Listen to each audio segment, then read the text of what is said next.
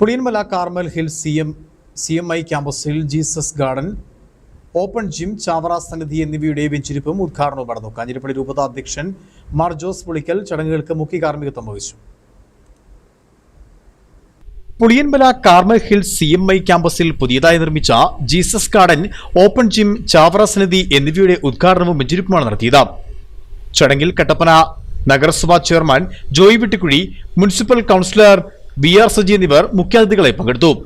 Carmel Hills CMI campus manager father Josekutty Aikyaparambil ചടങ്ങുകൾക്ക് നേതൃത്വം നൽകി.